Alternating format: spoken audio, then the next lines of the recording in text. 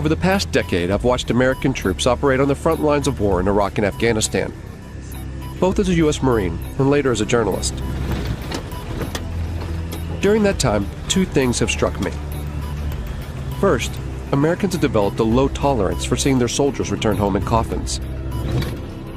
And second, soldiers are surrounded by an overwhelming amount of new technology. It's now part of their everyday lives. These two trends are shifting the way the U.S. fights its wars. The Pentagon is currently building an army of what it calls unmanned systems. It's their fastest growing arm of development. And there's a momentum to create machines with more autonomous capabilities, robots which can take certain decisions themselves. But what will this new era of warfare look like? And do the legal and political structures exist to deal with it? These are big meta changes that are happening in war that we've got to wrap our heads around. So I see this as a very major threat to respect for human rights. What is war going to look like when it's robot versus robot? Who wins that war, and how can you even tell?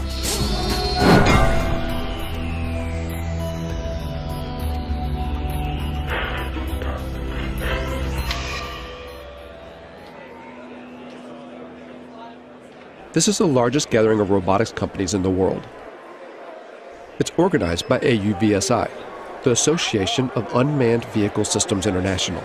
So these are successfully used in operations at the reactors. Hundreds of private corporations and university researchers are here to show off their latest cutting-edge inventions. And so there's things that we can actually pick up with the gripper, use them to defuse a bomb, and then put them back. They're all either selling their products or soliciting funds for their projects. And most of them are targeting a single customer with deep pockets, the U.S. military. This is an annual conference for the robotics industry in Washington, D.C. And years ago, this was a pretty small gathering. This year, there'll be over 7,000 attendees. It's an enormous business here now. It covers everything. You'd be surprised what you could find. Everything from unmanned boat ships, submarines, to armed drone helicopters. And just the air portion of the robotics or unmanned industries this year will be worth $7 billion. In 2009, the U.S. Defense Department earmarked $18 billion over 5 years for the development of unmanned systems. This boom in military robotics comes off the back of the so-called global war on terror. The wars in Iraq and Afghanistan, along with lethal action in Pakistan and Libya, have created a political and strategic space for unmanned robotic systems. It's not a situation where you're in these big, formation operations or fights. You're dealing with very explosive, very spontaneous events. So you need something that's watching all the time and something that's very adaptable to be able to move from one location to another very quickly. The U.S. Air Force is presently training more unmanned systems operators than it's training manned fighter plane and manned bomber plane pilots put together. But that actually makes perfect sense because they're actually buying more unmanned systems than they're buying manned fighter planes or manned bomber planes. The number of drones in use by the U.S. military has surged from a handful in 2001 to over 7,000 today, and the number of ground robots has shot from 0 to 12,000.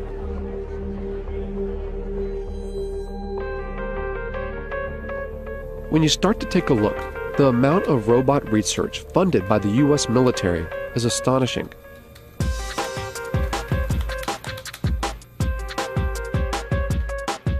Fault Lines put in more than 100 requests and follow-ups to the Pentagon, military contractors, private robotics companies, and university research labs. But gaining access to see how these tax dollars are put into use isn't easy. When we could actually get a response, it was almost always a firm no. After several months of chasing, only a handful agreed to allow us to film.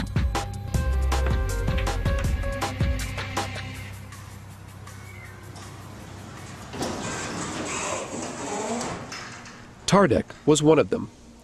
It sits on a base just outside Detroit, Michigan. If you just want to try it out, drive. Seriously? That's it. An Army research facility from World War II. It used to build tanks. Wow, look at that. Now much of their work is dedicated to robotic technology.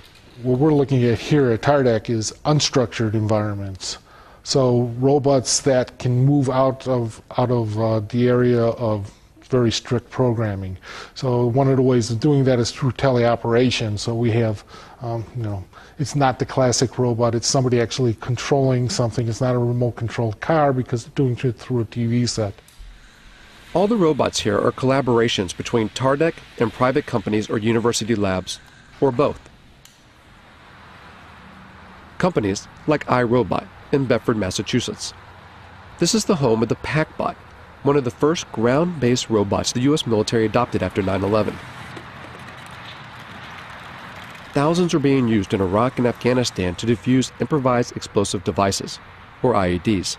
The old way of doing business was to ask an individual, our sons, our daughters, our brothers, our sisters, to mount up one of those heavy, cumbersome, hot bomb suits and literally to waddle out to go face to face with an IED. Today, we do that at distance, and we do it virtually via a robot. Much, much better way to do business. So the interesting thing about this one is light. It weighs about 5 pounds or so. And here's what the military wanted. A robot that you could throw, say over a wall or something, and then look, it rights itself. And now you can see over that wall with the cameras on that robot. With video game-like controllers, soldiers can guide recon robots like this one to see over walls or defuse bombs. These ground-based robots add a buffer between the soldiers that use them and a potential threat, whether it's a bomb or a human enemy. But technology designed to save lives can be easily modified to kill. The step between putting a laser beam on someone's forehead, it's not a technological leap to then putting a bullet in their forehead. It's actually a legal, political question. We feel strongly and ethically that there has to be a man in the loop. If you look at the history of any military technology, it typically starts in reconnaissance, then becomes frustrated that you see bad happenings but can't deal with them, and it evolves to strike. Really, the technology will happen. It's how we're going to deal with that technology. While the idea of arming ground robots still seems taboo, in the air, it's a line that has long been crossed. At a Utah Army testing facility, the military has invited members of the media to a display of its unmanned aerial systems. We're going to showcase that entire package for you here today in a way that I think is going to really resonate with you once you see what's inside and behind the curtain. It's the largest drone demonstration the U.S. Defense Department has ever allowed to be filmed. As the drones fly overhead, journalists watch the mock operation from inside a hangar. From 7,000 meters in the air, the Gray Eagle hunts its target. 8-9, Overlord Maine. Maintain eyes on that truck. It's estimated that the Pentagon will invest nearly $37 billion toward drone development through 2020, advancing unmanned systems more than piloted aircraft. Oh, I think it's fundamentally changed warfare. I think it's fundamentally changed the way we operate.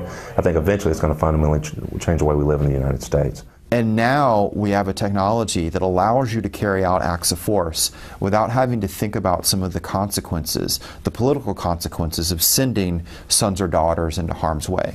So in my mind, the barriers to war in our society, they were already being lowered. Now we have a technology that literally takes those barriers to the ground. Apache 17, track target 2. All of which make it such an attractive tool for the U.S. But drones are some of the most controversial weapons in the American arsenal, particularly in their use for targeted killings, a phrase first termed under the Bush administration's so-called War on Terror, to use lethal force against specific individuals. It means killing people, often outside official war zones. The program has been ramped up under the Obama administration. In places where there would be very serious geopolitical ramifications and the ramifications of American lives being placed on the ground in those dangerous situations, the drone appears like a silver bullet. Pakistan has borne the brunt of the silver bullet. And it's all secret. The CIA, not the military, runs the Pakistani drone program. The CIA is not required to offer any information about its operations, how it selects its targets, who's in charge, and how many people are killed. And the Obama administration will not officially discuss the CIA drone program, not even to confirm or deny its existence.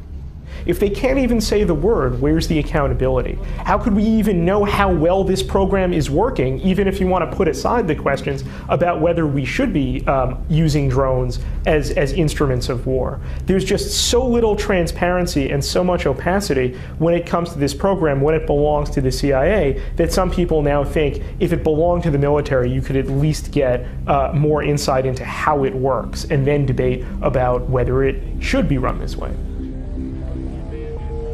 Reportedly, civilians and private contractors control the CIA drones, pushing a button from their offices thousands of miles away in Langley, Virginia.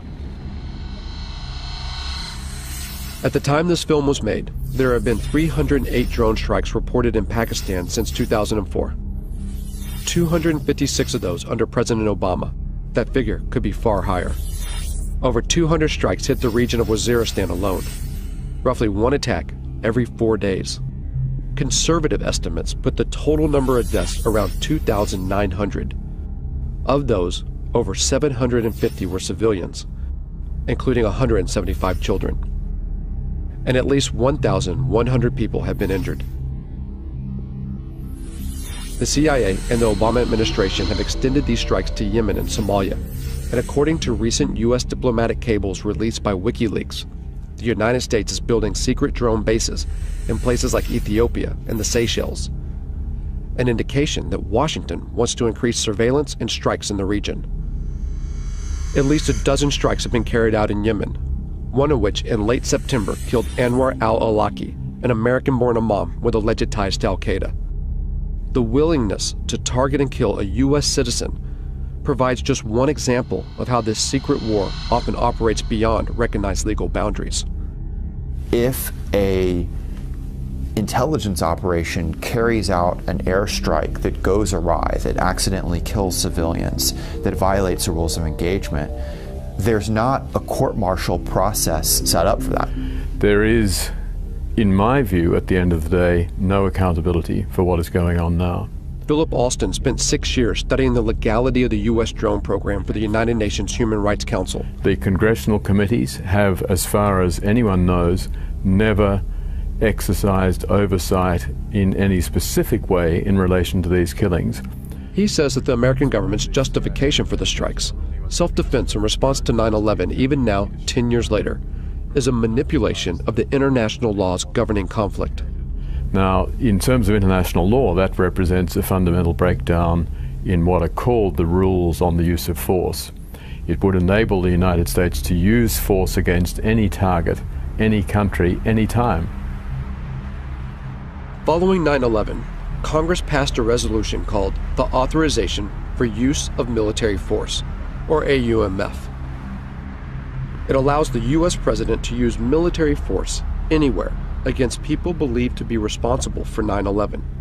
And when the Obama administration has been asked, what authorities do you possess to go, into Yemen, to go into Somalia, even, outside Afghanistan into Pakistan, for the purposes of attacking people that you say are aligned with al-Qaeda, they use the AUMF. I think the U.S. is certainly risking setting itself up for a significant global backlash against its extension of power extraterritorially.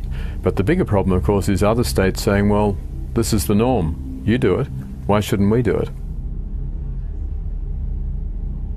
The UN Human Rights Council has taken no action to further investigate the legality of the U.S. drone program. While the U.S. continues to expand the program, 45 other nations are working on their own drones, many being sold on the open market. In the rush to churn out robotic military systems, who buys these technologies and how they're used has minimal international oversight. In short, the law is not keeping up with the pace of development.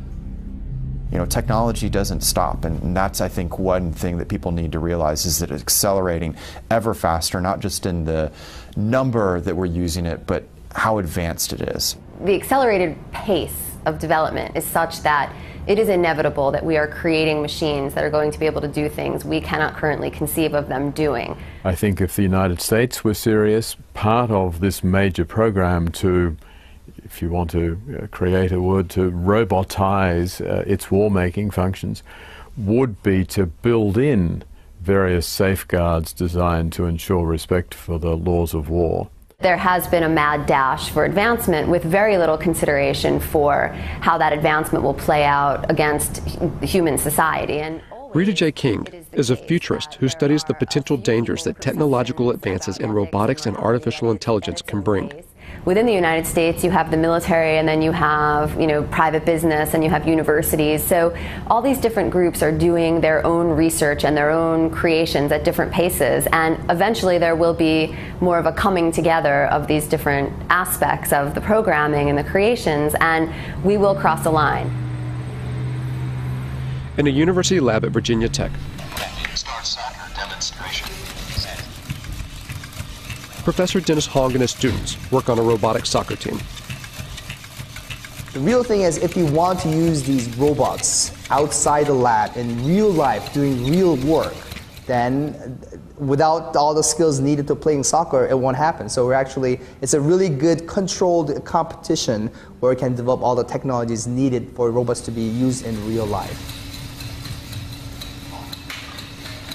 Virginia Tech's funding comes from a variety of sources.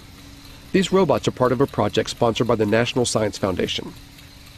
But they also take on projects financed by the U.S. military.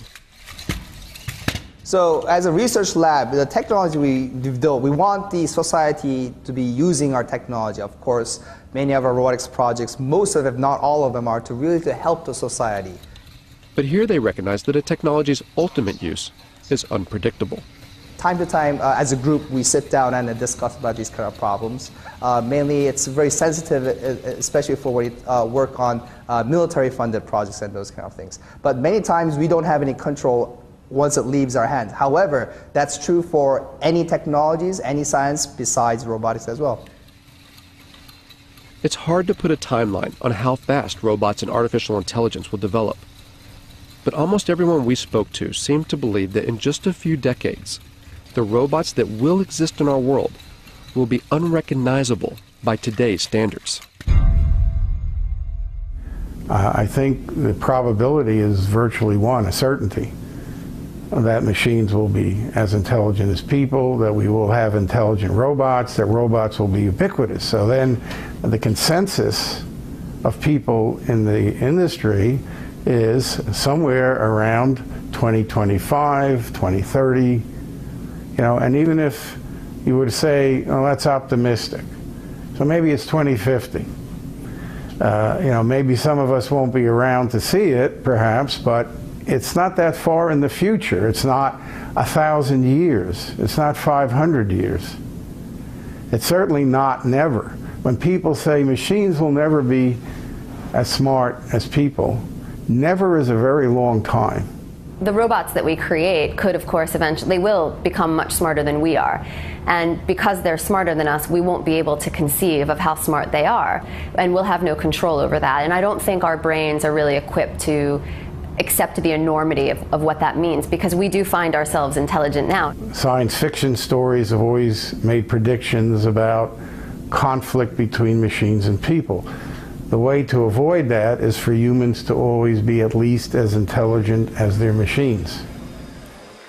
While we may not know exactly if or when robots will become as intelligent as humans, at AUVSI, the talk of autonomy, of military robots taking more decisions by themselves, is growing.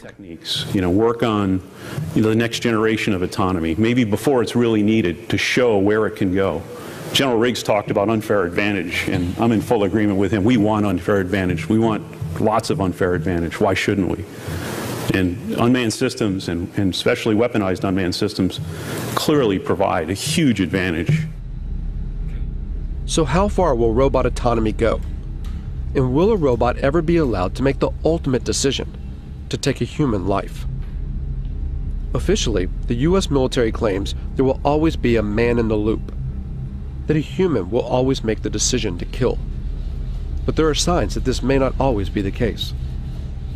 In 2006, the Army funded a major study to find out if lethal autonomous robots could be programmed to act ethically on the battlefield.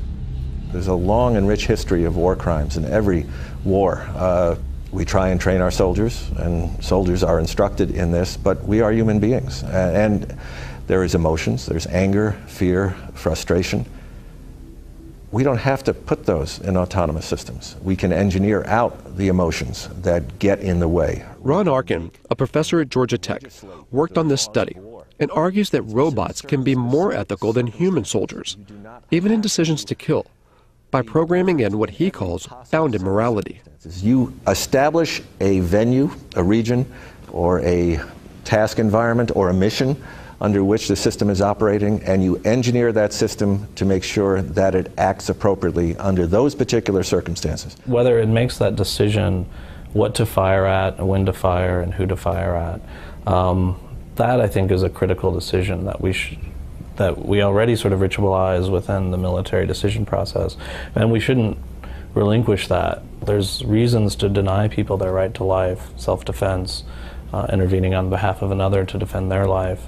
But those are decisions that human agents and moral agents should be making, and not automatic processes. I will never, ever make the claim that these systems will be perfect. But I do make the claim that, I have the belief that these systems can outperform human beings in the battlefield, ultimately from an ethical perspective. We do have a moral responsibility to try to prevent this, and to not invest our time and energy and resources as scientists, as a society, into building a technology that has that kind of capacity to kill people on its own. But for now, there are no signs that research like this will stop. Because there's an assumption that underlies not only Arkin's work, but also the billions spent on defense. The assumption that war will always continue. War is a very cultural thing. It's a kind of a social deliberation instead of a moral deliberation, or a cultural deliberation, if you will. Like, how do we want to fight wars? What is it to be a warrior in this society? And what does this society decide that war is about and is good for? In the past, battles had formal boundaries and ends, where each side had to bury their own. But as more robots go to war on behalf of humans, what stake does society hold? As killing becomes more automated, does it make war all too easy? So I think that is a big issue as far as what these technologies are going to do, and making war much easier to become involved in, and really detaching, especially in the United States, the American public from its sense of responsibility and moral and social deliberation that should go into deciding when wars occur.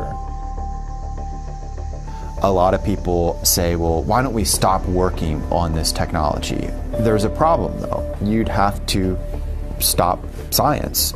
It means you'd also have to first stop war and stop capitalism.